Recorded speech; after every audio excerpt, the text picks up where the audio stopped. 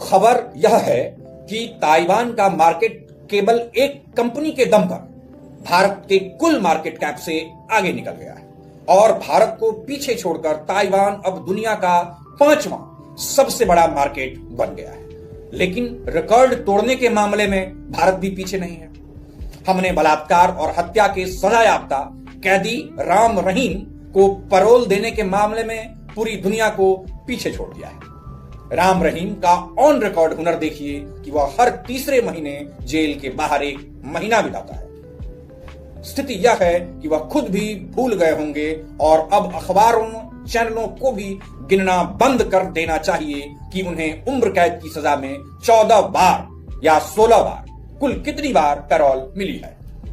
Taiwan के पास भले ही AI chip बनाने वाली ग्लोबल कंपनी हो, लेकिन राम रहीम जैसा यह अनोखा सिस्टम सिर्फ और सिर्फ भारत के पास है।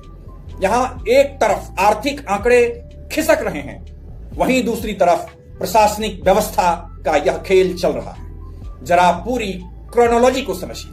नमस्कार, मैं सुधांशु शेखर। कई लोग इस हाल को देखकर कह रहे होंगे कि हमारी प्रशासनिक और न्याय व्यवस्था मजाक उड़ रहा है, लेकिन मुझे ऐसा नहीं लगता।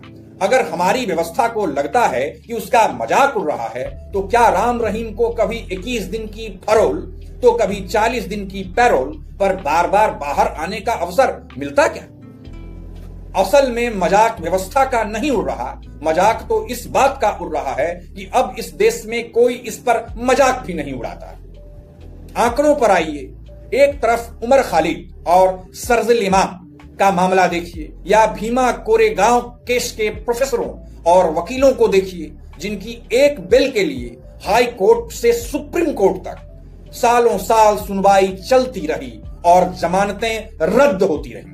लेकिन राम रहीम जब बाहर आते हैं तो हूटर बजाते हुए 2-2 करोड़ की गाड़ियों के काफिले के साथ जेल से निकलते हैं। लखनऊ में ऑन कैमरा आम जनता और न्यायिक अधिकारियों को पेट्रोल बचाने के लिए साइकिल से कोर्ट जाते दिखाया जाता है, मगर एक मुजरिम के रसूख और काफिले पर कोई असर नहीं पड़ता।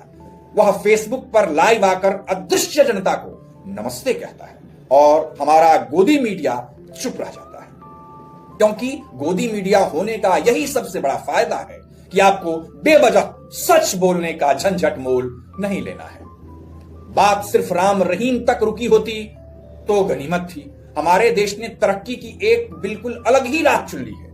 प्रधानमंत्री जी 3-4 साल से सेमीकंडक्टर मिशन और साल 2047 के विकसित भारत की बात कर रहे हैं, लेकिन साल 2026 की हकीकत यह है कि हमारा युवा परीक्षाओं के पेपर लीक होने से कराह रहा है। केंद्र सरकार की SSC GD ऑनलाइन परीक्षा की ऑन रिकॉर्ड रिपोर्ट देखिए। Solver gang master computer hack करके स्क्रीन शेयरिंग की टेक्नोलॉजी से नकल करा रहे हैं। नोएडा में पुलिस ने जिन 7 आरोपियों को पकड़ा है, वे अपराधी नहीं, स्क्रीन शेयरिंग के नए वैज्ञानिक बन चुके हैं। कानपुर और लखनऊ के परीक्षा केंद्रों पर 399 की क्षमता वाले सेंटर पर 819 लड़कों को बुला लिया जाता है और सर्वर डाउन होने पर छात्रों को लौटा दिया जाता है। Doctor APJ Abdul Kalam university में बीटेक कंप्यूटर साइंस के 6ठे सेमेस्टर का पेपर लीक हो जाता है और परीक्षा रद्द करनी पड़ती है। छात्र सोशल मीडिया पर रो रहे हैं, बिलख रहे हैं। भारत की जवानी को होम डिलीवरी के सस्ते कामों ने किसी तरह बचा रखा है, वरना इस तेज धूप में सड़कों पर दौड़ते इन नौजवानों के सपनों का कोई माई बाप नहीं बचा है। जब देश का युवा अपनी कॉपियों और रोजगार का हिसाब मांगने के बजाय सिर्फ व्हाट्सएप ग्रुपों में हिंदू सुख ढूंढने लगता है, तो सिस्टम और भी बेफिक्र हो जाता है। फैक्ट्स देखिए। पटना के दानापुर के एक होटल में बेगूसराय से आया एक पिता अपनी बेटी को पॉलिटेक्निक की परीक्षा दिलाने लाता है और होटल का स्टाफ नशे में उसकी बेटी को जबरन कमरे से खींचने की कोशिश करता है।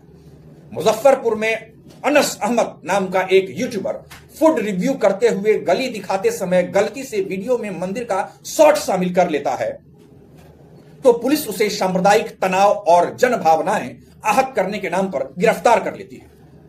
भिलवाड़ा में लोकेश खटिक और हेमंत कोहली नाम के दो मांस व्यापारियों की बोरी से गलती से मांस का टुकड़ा गिर जाता है तो उस पर सांप्रदायिक तनाव भड़कने का बड़ा बखेड़ा खड़ा हो जाता है।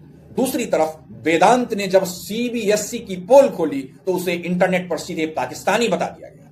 इस सब ऑन रिकॉर्ड खबरों और आंकड़ों के बीच आप खुद से एक सीधा सवाल पूछिए कि क्या इस तरह के सिस्टम में आपका और आपके बच्चों का भविष्य सुरक्षित है?